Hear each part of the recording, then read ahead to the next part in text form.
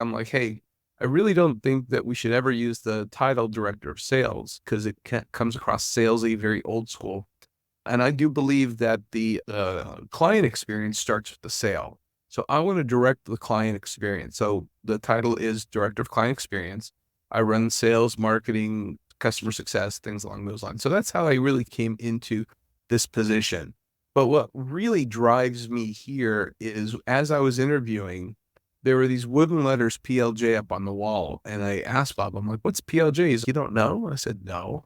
He says, we've known each other a long time. You don't know what PLJ is. He says, PLJ is our corporate identity. PLJ Information Systems Incorporated, doing business as Nothing But Net. I said, what does PLJ stand for? It says, peace, love, and joy. And I was sold because that's the concept of what we're about. We're not just an IT service provider. We are a service company that does IT services. And we're very engaged in taking care of our clients. And we want to do it with peace, love, and joy, right? But I am the world's biggest super fan. You're like a super fan. Welcome to the Business Superfans podcast. We will discuss how establishing business superfans from customers, employees, and business partners can elevate your success exponentially. Learn why these advocates are a key factor to achieving excellence in the world of commerce. We discuss the invaluable insights of business owners who have successfully implemented the strategies in the book to build their own team of devoted superfans. Gain insightful knowledge from the experts who create applications that help you create passionate superfans. This is the Business Superfans podcast with your host, Freddie D. Ready!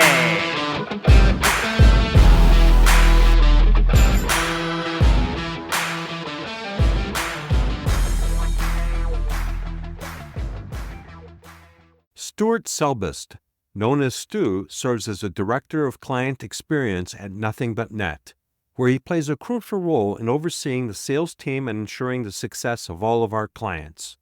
With over 3 decades of experience in the IT industry, Stu has an impressive background. He has worked in both corporate IT and has also successfully managed his own IT firm. His experience extends beyond national borders as he has provided consultancy services to IT firms and software companies worldwide. Stu's career highlights include serving as COO of a thriving software company. Stu is not only a seasoned IT professional, but also a dedicated business leader with a genuine passion for helping others achieve success. In addition to his professional commitments, he organizes a popular monthly networking event named Business and Brews, which fosters connections among local businesses at nearby craft breweries. Residing in Mesa, Arizona, Stu shares his home with his wife, Lori, and their cherished feline companions, Cliff and Chloe. An enthusiastic sports fan, Stu enjoys embracing life and immersing himself in the world around him. His love for adventure extends to travel, where he seeks to experience all that the world has to offer. Stu takes great pleasure in treating his friends and family to mouth-watering barbecue creations. Welcome, Stuart, or as you'd like to be called, Stu Selbst, to the Business Superfan podcast. How are you this morning? I'm good, Freddie. I'm good. Yeah. It's a Friday morning. It is a Friday morning. It's an exciting Friday morning. We're ready for the week. It is. Yeah. I'm ready for the weekend. I need some downtime. This has been a crazy work week. Yeah, I can relate. I can totally relate.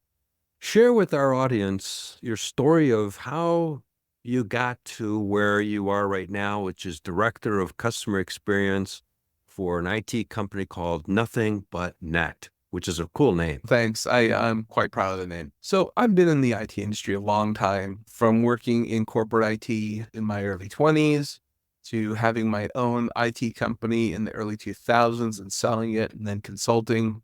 And when I decided that it was no longer time for me to be my own boss, I bounced around a couple companies and I actually saw a position open with Nothing But Net. And I know the owner, Bob Cox, who's been a friend of mine for 16 or 17 years throughout the industry, because when I was speaking and consulting in the industry, we would run into each other. And obviously both being from the Phoenix area, we would talk about things going on and just had a nice rapport.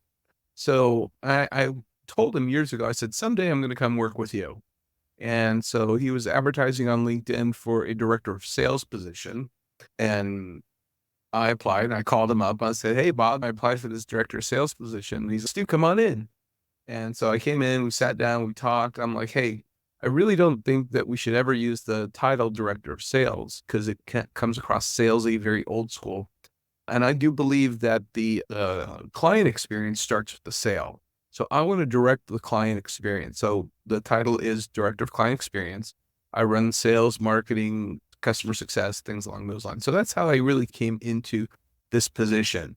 But what really drives me here is as I was interviewing, there were these wooden letters PLJ up on the wall. And I asked Bob, I'm like, "What's PLJ?" He's like, "You don't know?" I said, "No." He says, "We've known each other a long time. You don't know what PLJ is." He says, "PLJ is our corporate identity. PLJ Information Systems Incorporated, doing business as Nothing But Net." I said, "What does PLJ stand for?" It says, Peace, Love, and Joy. And I was sold because that's the concept of what we're about. We're not just an IT service provider. We are a service company that does IT services. And we're very engaged in taking care of our clients. And we want to do it with peace, love, and joy, right? Have a happy day, have a happy world.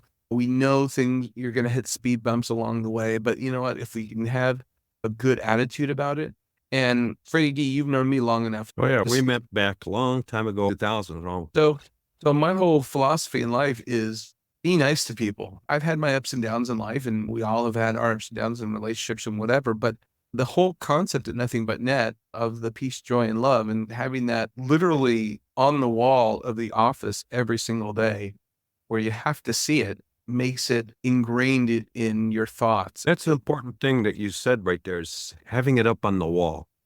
I think companies, regardless of the industry, should have a mission statement for their whole aspect of what they're about so that you see it, because like you just said, it gets ingrained in your head and your whole culture, your mindset, your belief, it's a game changer. Absolutely. It goes back to one of the philosophies that I strongly believe in, and EOS, right? Traction. Mhm. And I'm not an EOS consultant or whatever, but I do believe in it, having been a chief operation officer and understanding operations. But a big part of that is have your mission up on the wall, right? Yep. Everybody, Have- everybody is on the same page. Right. It becomes culture. It becomes embedded. It Yeah. becomes second nature. And I believe leading by example. I think that's the way my boss, Bob, does that, because he is always about the peace, love, and joy. He's always about taking the higher road and being the better person. And sometimes every now and again, you'll lose the battle, but win the war because you take the higher road. I'm okay with that. Yep. Okay, getting beat up a little bit, but I'm not going to get destroyed. Sure. Think of a rowing team, okay? And everybody's got to be on the boat. Everybody's got to be rowing at the exact same time and going in the same direction. By having that mission statement up there where everybody sees it daily, it gets everybody in tune on the same page, or basically go back to the rowing boat. They're on the rowing boat and they're all rowing at the exact same time, going in one direction. Now they're efficient. That's really important.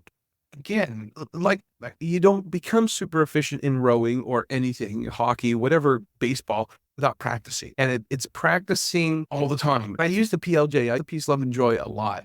And sometimes, ever so often, I lose my cherub-like demeanor and I lose the peace, love, and joy, and it frustrates me. But then I step back into why I'm here.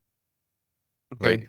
I'm here to do a job, but the mission of the organization is bigger than the job. It's bigger than the one person. It's bigger than anything that we can do. I think that's the reason that we're a successful organization.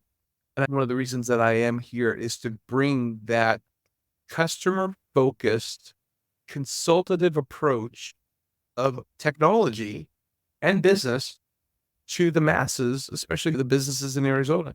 And it doesn't matter the size of the organization, but to consult and just have a sit down with somebody. And they don't have to become a client. Sometimes it's not a good play. It's not a good fit.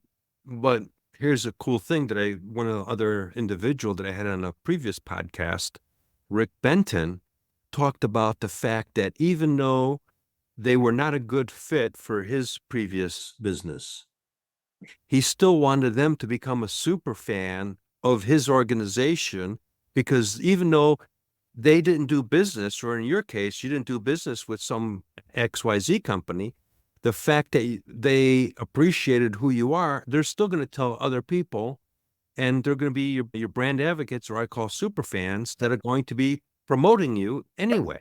Absolutely. So it's funny you say that, because a couple months ago, I was meeting with a company, a nonprofit, actually, because we do a lot of work in the nonprofit space.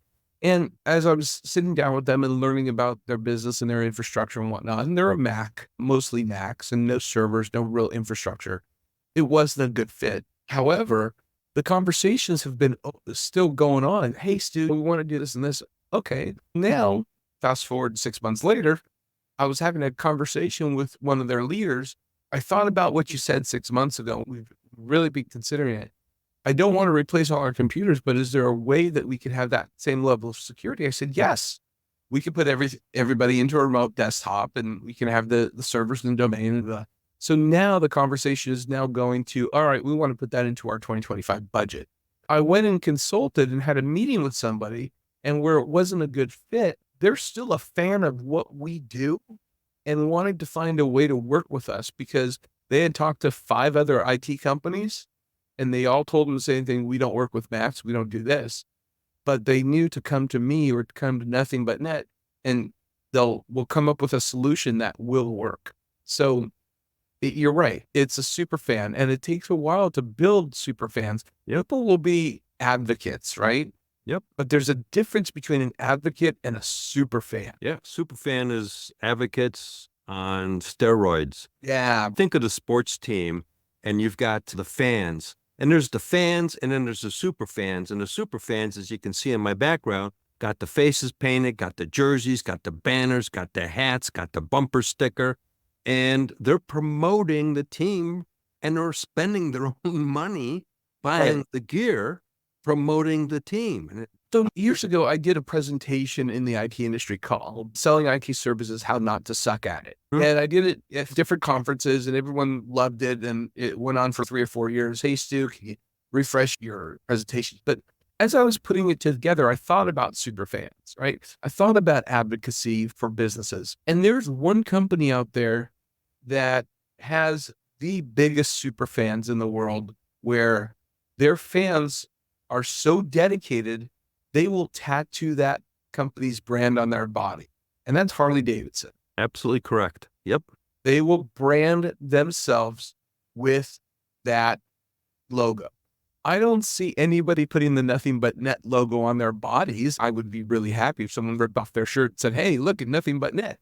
But when you think about that, how long did it take Harley Davidson to get to that level? It was probably 50, 60, 70 years, but they kept at it.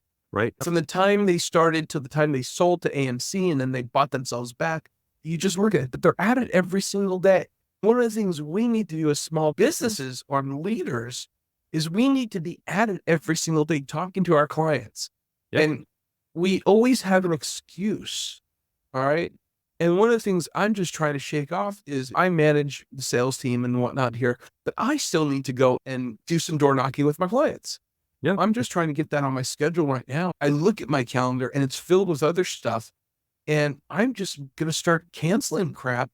You're right, but that's what I'm creating, this business superfan movement. And I'm calling it a movement, because really we need to blend old school ways of doing things and incorporate new ways of doing things and blend the two. Now you really got the best of the best, because you're leveraging technology, but then you got the old fashioned in-person touch, in-person phone call.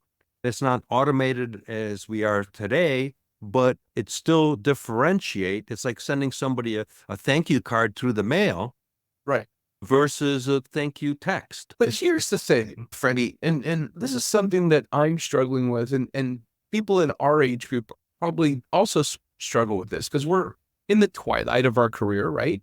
We're not our customer anymore. We're not the demographic of our customer. Our customers are millennials now, people that are making the buying decisions for IT services or consulting services or whatever services. Whatever.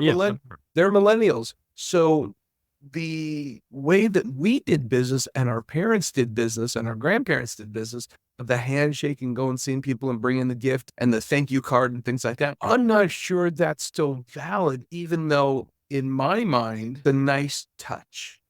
I think it's still valid because I've gotten people that would text me, I'd send them something, and they would go, wow, that was really nice. I appreciate that.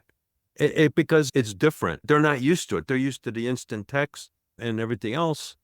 Again, I say you got to blend the two. And that's why I wrote the book, Creating Business Superfans. And I've set up the Business Superfan Accelerator community, is really to blend old school with new school because it works. It's a multi-prong approach. You can send a text, but at the same time, all of a sudden they get a real card in the mail, for example, or you send a recorded video and you send it over to somebody to wish them happy birthday. You just click a quick video and you send it to them. Big difference. It's a personal touch, right? It goes to personal feelings, right? Yep. And again, this goes way back. We've talked about this for years, you and I. People do business with people they like and trust. Yep. Okay. You also forget what you said, but they'll remember how you made them feel. Always remember how you made them feel. So that's my philosophy. I'm with you on that. I think building superfans is great. I think using the Harley Davidson analogy again, I mean, we need to all find more Harley Davidson kind of people that are willing to tattoo nothing but net on their bodies, or at least promote them, or even wear our barbecue aprons that we're giving out this summer. Yeah, that's our summer swag, barbecue aprons with barbecue tools and me and my barbecue. So let me ask a question. Yeah, go. We're talking about this stuff. What do you think IT companies in general are overlooking and doing to creating superfans with their customers? It's a good question.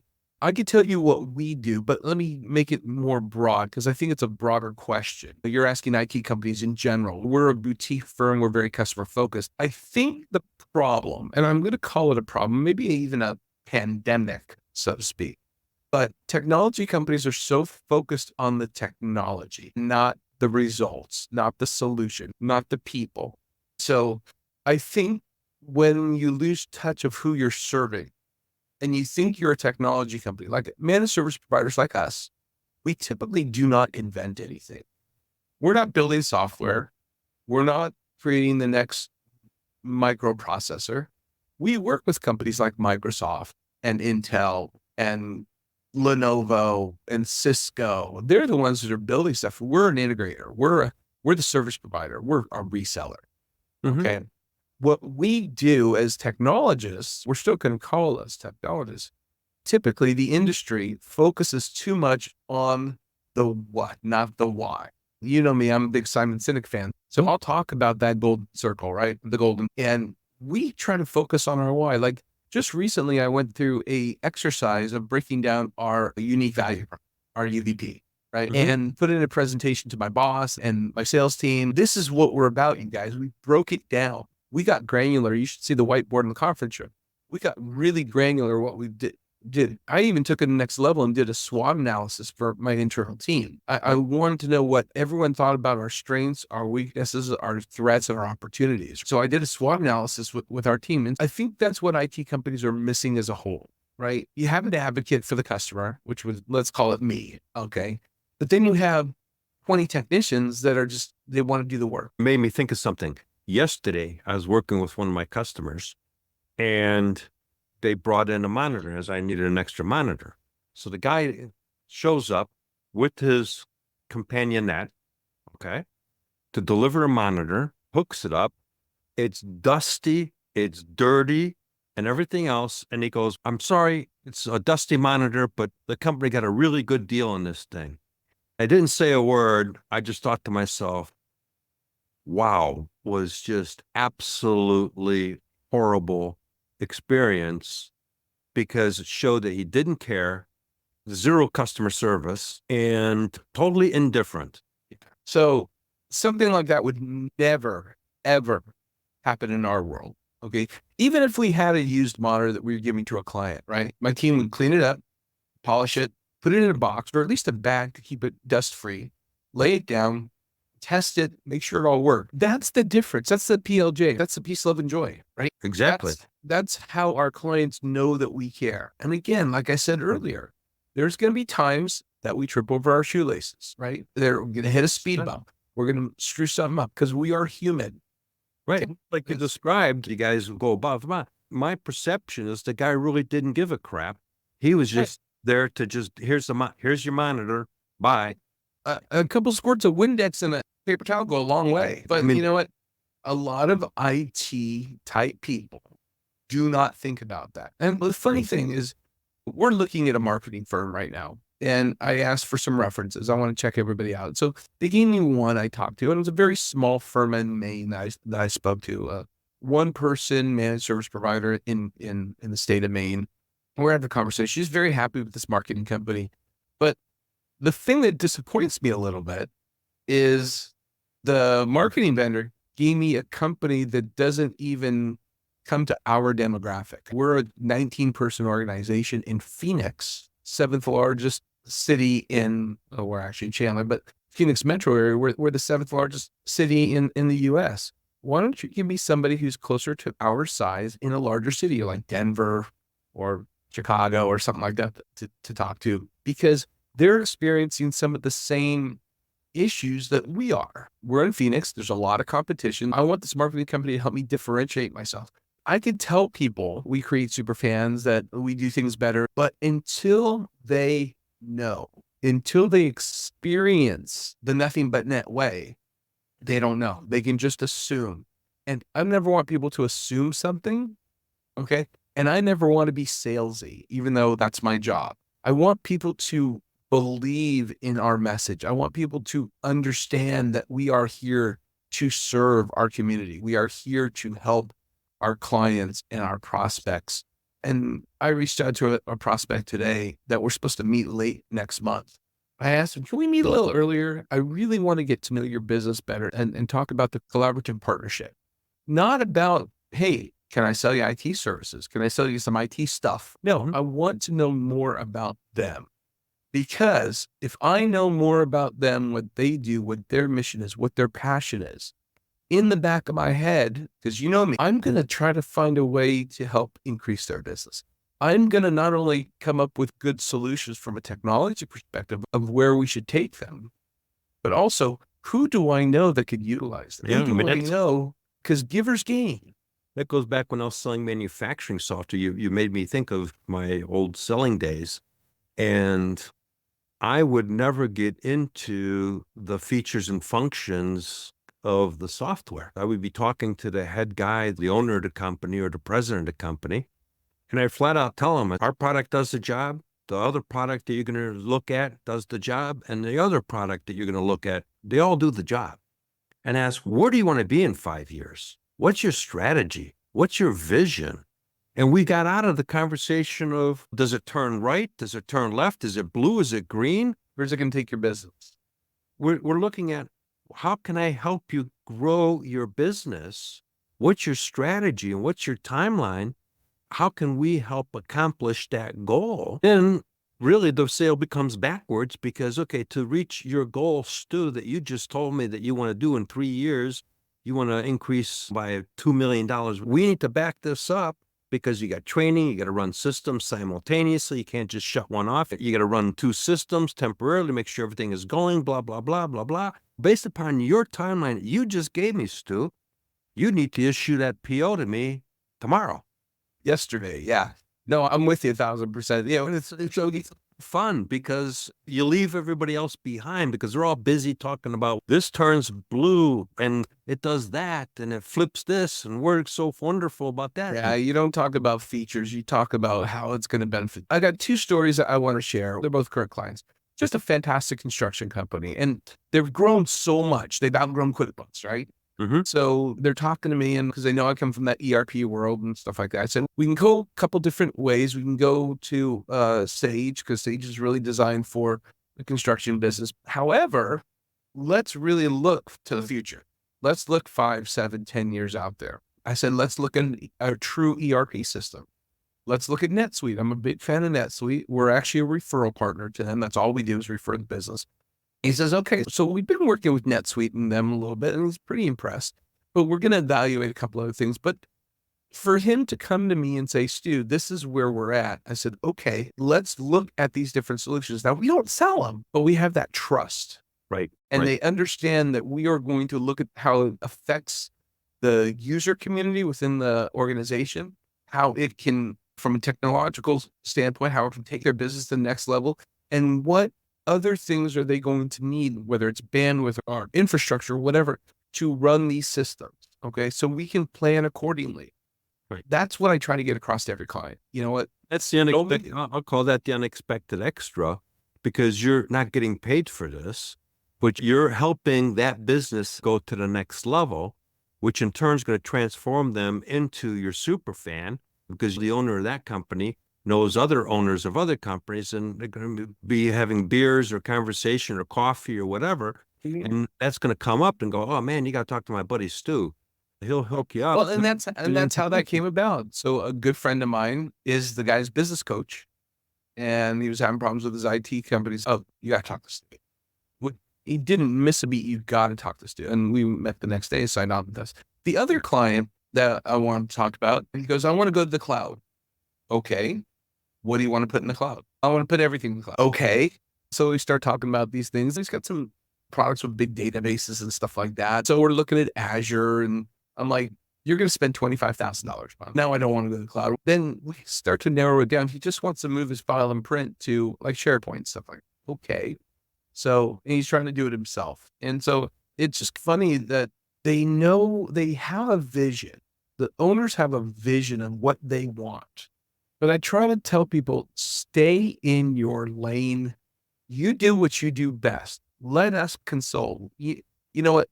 Have what I call diarrhea in the mouth. Just throw it all up and tell me what you want to accomplish, and then I'll put the pieces together. It's like a game of Tetris.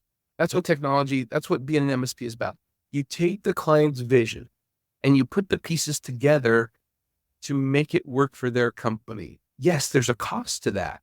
But if they try to piecemeal it together without a complete system or a complete plan, then they're going to trip over their shoelaces. They're going to fall flat on their face, and then it's going to cost them more. So that's what I recommend to people when you're into your technology company. If they're engaged in your business the way we get engaged with our clients, sit down and talk to them. Tell them what you need. Tell them what you want. And it's not just a salesperson, but most IT companies should have a customer success manager who's more consultative, right? Right. Back to what we were talking about earlier is, what's the company's vision? And you're just a component of helping them accomplish that vision. You're just one piece. You're one piece of the puzzle. We also have a seat at the table. We have a seat at the big boys table. We're not sitting on the kiddie table. We're helping them strategize and build process and budget. I'm sitting in those meetings with our clients, or Bob is, and we're having those budgetary meetings. We're doing those quarterly business reviews. We're engaging with the client from a business perspective, not just helping them find the any key or get their Microsoft Word to print. It's really, what's the vision and how can we help you get to your vision? Absolutely. That's how you create Superfan. So what's the one thing that just about every IT company could do better to foster Superfans? This is something that I'm also working on, because this is one of our failures. We need to, instead of looking for new business, we need to cultivate the business we have, right? Mm-hmm. I don't think IT companies, and I'm going to blame myself for this, I don't think, even though we do a good job of working with our clients, I don't think we're engaged enough. I call it tripping over my shoelaces. And I just finished off my first year here at Nothing But Net. I'm coming to a realization that I've taken the first year to learn our systems and learn some of our clients, things like that. Now I really want to step it up a notch, right? I think in the IT business, we're so focused either on the technology or finding that new logo to put up on the wall, the new client or the new vendor or whatever, that we forgot where we came from. We forgot the people that, I wouldn't say forget, but I'm going to use that word just because it's the one that came to my mind. We're forgetting the people that got us there. The goal is in your existing customers. That's your base. That's my low-hanging fruit. Those are my super fans. Those are the people that I need to get. I'll give you an example. So we have some very large clients, and we do a lot of work for them, and we do some sponsorships of their events and things like that. And they know that we're engaged. So one of the things I've worked on for my 2024-25 plan is to have a loyalty program. Create a loyalty program for our clients that renew or send referrals or whatever it happens to be. And so I'm putting the final touches on it. But I think it's a really good plan to reward our clients for being our clients. Yeah, I talk about it in a book, or a loyalty program. Read the book. I just didn't read your mind. But one of the things I put in there is a budget for sponsoring their events, right? So clients have events. They have open houses. They have golf tournaments. They have things like that. And we're asked all the time. And I've got to go and ask and get permission for a couple $100 or a couple $1,000 or whatever it happens to be. This way, with my loyalty program, I've got money I'm setting aside, Right. MDF funds, for helping the clients. So I don't have to go and ask permission. Client says, hey, Stu, would you sponsor our golf tournament for $500? Let me look at what you spend. Let me look at my kitty. You know what? $500 is outside of the budget based on your spend, but I can do $250. Can you give me a whole sponsor or something like that for that? It's just those kind of conversations where I'm putting the money where my mouth is. When I say I want Superfans, I want to support our clients, I'm putting the money where my mouth is, because they spend money with me. I want to give part of it back to them, to their events. And you know what? We're building out a referral program. Mary Jane, the receptionist at one of our clients, she wants to refer her dad's business to us or whatever. You know what? We'll give her a cash reward of up to $1,000 for the referrals. And Mary Jane, who probably makes $20 an hour, a nice $1,000 bonus from Nothing But Net, Visa gift card or cash wired. Could be it to see the E-downs or whatever. Yeah. the baseball team, football, hockey, whatever. Yeah. So that's just one of the things. And so we also have another thing for gift cards and stuff like that I'm putting together. It's rewarding people for being our fans. And I'm not trying to buy their love. My wife would call it buying their love. No, it's if you think of me, if you think highly enough of me that you're going to tell somebody to come meet with me because you trust me, I want to do something nice for you. I want to do something. I want to thank you for that. So for the referral that gets a meeting, hey, here's a gift card. If we get the business, here's something a little extra because you played a part in our success. One of my quotes in the book is, people crawl through broken glass for appreciation and recognition. So what you're doing right there is you're appreciating them for the referral, number one. And once it converts into a customer, you're recognizing them from that perspective as well. So now you've just transformed them into a super fan. They're going to go, wow, he really appreciated what I gave him, and I feel special. I want to do this again. Well, we do get those referrals and stuff like that. I'm going to have one of those giant checks printed up, the whiteboard checks, and present it and take pictures and social it out, because that way people know that, hey, Mary Jane or Freddie D gave us a referral. We got the business because Freddie D trusts Stu or Nothing But Net. And hey, we're people of our word, where we say, hey, we're going to give you a check. And even when I had my consulting company, I got a referral from someone, and I had a referral program. I actually wound up cutting them a check for $500. I got the check. I took a picture of it. You hit a point there. It's sharing that, because if I turn around and says, hey, Stu, really appreciate that referral. Thank you so much. Okay, you feel wonderful and you got your little gift and all that stuff. But if I turn around and say, hey, everybody, I want to take a moment to recognize Stu for giving us this referral and really appreciate him. Now, all of a sudden, you feel like a rock star, because now you got edified in public or whatever, or in a newsletter or whatever. Night and day difference, because now you feel important. You feel important. You're on top of the world. It's like you're wearing a tuxedo. So that's how you create Superfans. Exactly the way. Cool. Stu, it's been a pleasure. How can people find you? And what's the free offer that you have for our listeners? Nothing's free.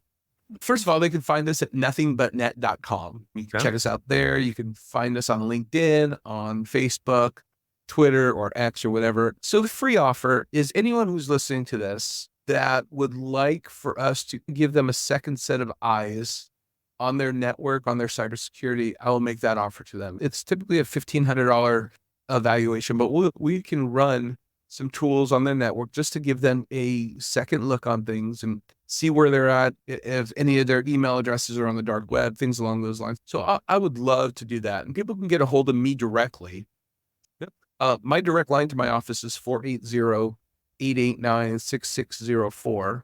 And my email is SELBST, so Selbst, at nothingbutnet.com. And feel free to reach out. Again, you can find me on LinkedIn or on Twitter or on Facebook, and just reach out. Again, go to our website, nothingbutnet.com. You can call us and get a hold of us and just ask questions. We're here to help. And like I said earlier, not every business is a perfect fit. But at the end of the day, we want to help people and we want to be friends with people and we want to build more super fans. And I'm willing to go to the ends of the earth for people. At some point, it's going to have to be a two-way street. Let me be a super fan of yours as well as you be a super fan of mine.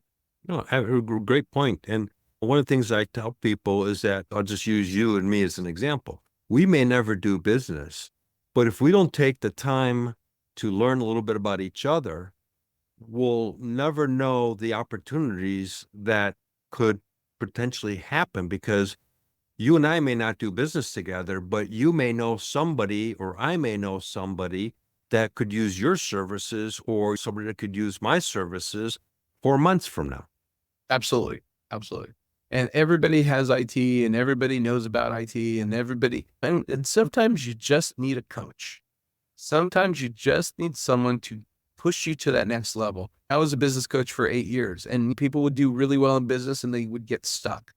Well, it's almost like having a coach doesn't have all the answers, right? And if you look at some professional sports, Chicago Cubs, right? Great team, but they're in the cellar right now. Okay. Sure. And it's not always the coach's fault. It's how the coach is leading and how the people are responding to it. So with you being an author, a podcaster, a speaker, an advisor, a coach, you can't do the work for them. You can just advise and help them build the plays. And Right. just like in IT, we do business consulting, but sometimes there's no money in the budget to do something or something along those. At this point in time, it could be tomorrow, but if Right. you don't stay in contact with them. And that's why I created the Business Superfan Accelerator, which is an online community, is because exactly what you just said, trying to solve it by yourself and you got nobody to talk to brainstorm. Takes You're a not going village. anywhere. You're going around in a circle. Your blood pressure is going up. Your stress level is going up because you go, I can't figure this out. Where if you went into a community where you can say, hey, I've got this question. Does anybody know anybody that can help with me on this stuff? It's a game changer. Yep, absolutely. So it takes a village, right? It takes a village to raise kids. It takes a village to run a business. And I used to say, it's easy to start a business, but difficult to run it. Yep. There's so many moving parts. And I don't know. And I was a single solo practitioner for a long time back in the day. And I don't know how I did it.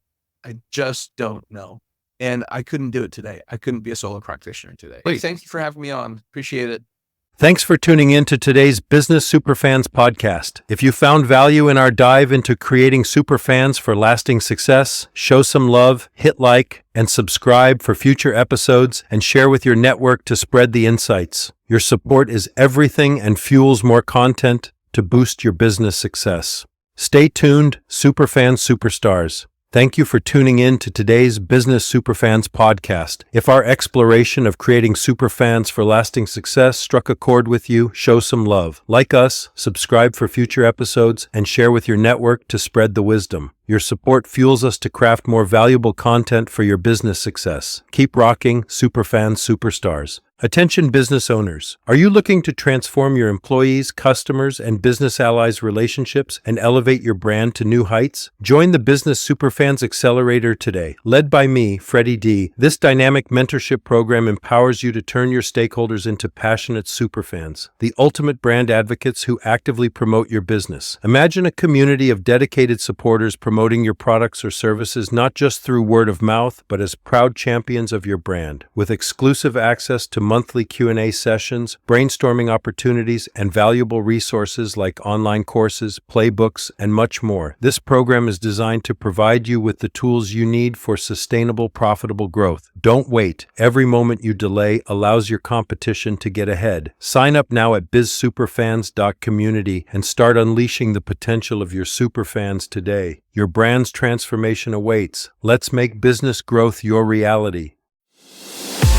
We hope you took away some useful knowledge from today's episode of the Business Superfans podcast. The path to success relies on taking action. So go over to businesssuperfans.com and get your hands on the book if you haven't already. Join the Accelerator community and take that first step in generating a team of passionate supporters for your business. Join us on the next episode as we continue guiding you on your journey to achieve flourishing success in business.